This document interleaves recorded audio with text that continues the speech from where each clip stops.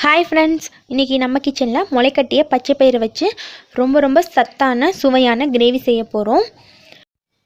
இந்த கிரேவி சப்பாத்தி, பரோட்டா, தோசை எல்லாத்துக்குமே சூப்பரான காம்பினேஷனாக இருக்குங்க.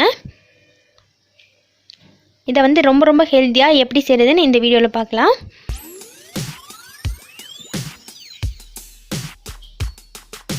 இது வரைக்கும் தமிழ் ஃபன் சேனலை சப்ஸ்கிரைப் பண்ணாத நண்பர்கள் சப்ஸ்கிரைப் பண்ணிக்கோங்க. அப்படியே பக்கத்தில் இருக்க பெல் ஐக்கனை கிளிக் பண்ணிடுங்க.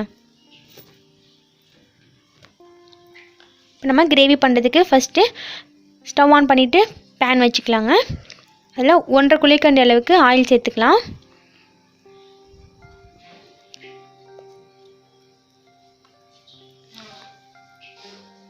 ஆயில் நல்லா ஹீட் ஆனதுக்கப்புறம் 3 பெரிய வெங்காயத்தை கொஞ்சம் ரஃப்பாகவே கட் பண்ணிக்கோங்க. கட் பண்ணிவிட்டு இது கூட சேர்த்துக்கலாம். இதை மசாலா வந்து நம்ம வதக்கிட்டு அரைக்க போகிறோம். அதனால் வந்து ரஃப்பாக இருந்தாலே பரவாயில்ல.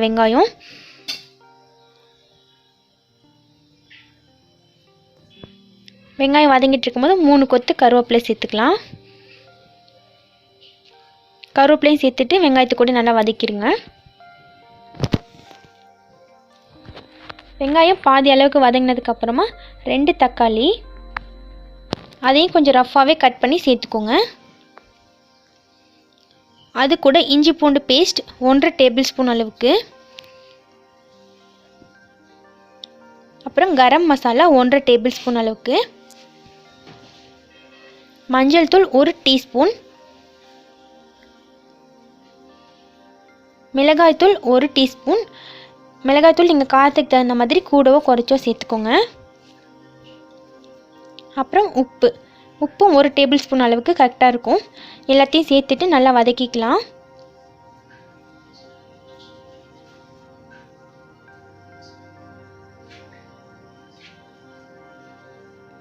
ஸ்டவ்வை கொஞ்சம் மீடியமாக வச்சுக்கிட்டு தக்காளி நல்லா கரையிற அளவுக்கு நல்லா வதக்கிடுங்க. இப்போ தக்காளி நல்லா வதங்கிடுச்சு பாருங்கள். இந்த அளவுக்கு மசாலா வந்து நல்லா வதக்கிடுங்க.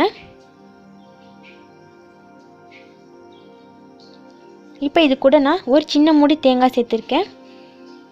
தேங்காய் சேர்த்துட்டு நல்லா வதக்கிடலாம்.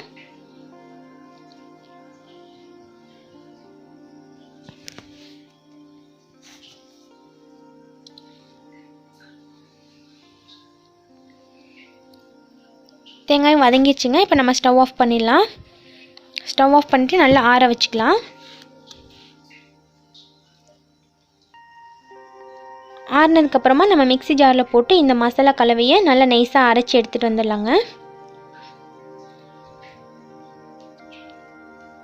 கொஞ்சமாக தண்ணி சேர்த்து அரைச்சிக்கோங்க.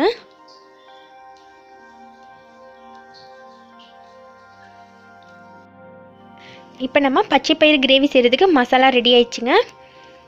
மசாலாவை அப்படியே வச்சுக்கலாம். இப்போ நம்ம ஸ்டவ் ஆன் பண்ணிவிட்டு வானல் வச்சுக்கலாங்க. வானல் வச்சுட்டு அதில் 1 குழிக்கரண்டி 1.5 குழிக்கரண்டி அளவுக்கு எண்ணெய் சேர்த்துக்கோங்க. எண்ணெய் நல்லா ஹீட் ஆனதுக்கப்புறமா 1 டேபிள் ஸ்பூன் சோம்பு சேர்த்துக்கோங்க. கூடவே 2-3 கொத்து கருவேப்பிலை சேர்த்துக்கோங்க. பச்சை மிளகாய் 2, ஒரு பெரிய வெங்காயத்தை பொடியாக கட் பண்ணி இது கூட சேர்த்து நல்லா வதக்கிக்கோங்க. வெங்காயம் நல்லா செவந்து வரட்டும். இப்போ வெங்காயம் இந்த மாதிரி செவந்து வந்ததுக்கப்புறம் நம்ம அரைச்சி வச்சுருக்கிற மசாலாவை இது கூட சேர்த்துக்கலாம்.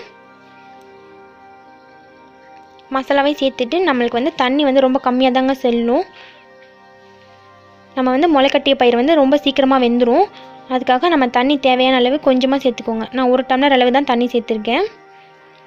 தண்ணி சேர்த்துட்டு நல்லா மிக்ஸ் பண்ணி விட்டுருங்க. இப்போது இந்த மசாலாவுக்கு தேவையான அளவு உப்புலாம் நம்ம வந்து மசாலா வதக்கும் போதே சேர்த்துட்டோம். நீங்கள் தேவைப்பட்டால் கொஞ்சமாக சேர்த்துக்கோங்க. மசாலா நல்லா கொதித்து வந்ததுக்கப்புறம் நம்ம முளைக்கட்டி வச்சுருக்க பச்சை பயிரை இது கூட சேர்த்துக்கலாங்க. பச்சை பயிரை வந்து நம்ம எப்படி முளைக்கட்டணும் அப்படின்னு பார்த்தீங்கன்னா, கரெக்டாக அதை வந்து நல்லா கழுவிட்டு 12 மணி நேரம் தண்ணியில் ஊற வச்சிடணுங்க. ஊற வச்சதுக்கப்புறமா அதில் இருக்க தண்ணி ஃபுல்லாக எடுத்துடணும். வடிகட்டியில் போட்டு வடிகட்டிடுங்க. தண்ணி சுத்தமாக இல்லாத மாதிரி வடிகட்டிட்டு ஒரு வெள்ளை துணியில் போட்டு நம்ம இந்த பச்சை பயிரை கட்டி வச்சிட்டோம் அப்படின்னா, மொதல் நாள் காலையில் நம்ம கட்டி வச்சோன்னா மறுநாள் காலையில் நம்மளுக்கு சூப்பராக முளைக்கட்டி வந்துடுங்க. 12 மணி நேரம் தண்ணியில் ஊறணும். 24 மணி நேரம் நம்ம துணியில் கட்டி வச்சுருக்கணும். இதுதான் இதுக்கு கரெக்டான டைமிங். சூப்பராக அப்படி பண்ணிங்கன்னா சூப்பராக முளை கட்டிடும். இந்த முளை கட்டின பயிரை நம்ம சாப்பிட்றதுனால நம்மளுக்கு வந்து நோய் எதிர்ப்பு சக்தி ரொம்ப அதிகமாகும். முளைக்கட்டிய பச்சை பயிரில் பார்த்திங்கன்னா இரும்புச்சத்து, நார்ச்சத்து, உடம்புக்கு தேவையான விட்டமின்ஸ்லாம் நிறையவே நிறைஞ்சிருக்குங்க. இதை வந்து நம்ம வாரத்தில் ஒரு தடவையாச்சும் நம்ம உணவில் சேர்த்துக்கிட்டோம் அப்படின்னா ரொம்பவே ஹெல்த்தியாக இருக்கும். நம்ம உடம்புல இருக்க தேவையில்லாத கொழுப்பையும் வந்து இது சாப்பிட்றதுனால குறைச்சிருங்க. முக்கியமாக பார்த்திங்கன்னா சுகர் பேஷண்ட்ஸ்க்குலாம் ரொம்ப ரொம்ப நல்லது. சுகர் பேஷண்ட்ஸ்க்குலாம் ரொம்ப நார்ச்சத்து தான் ரொம்ப முக்கியம். அவங்களுக்குமே இது ரொம்ப ஹெல்த்தியாக இருக்கும். சர்க்கரை நோயுமே வந்து கண்ட்ரோல் பண்ணும். ஸோ இதை வந்து நம்ம அடிக்கடி உணவில் சேர்த்துக்கலாம்.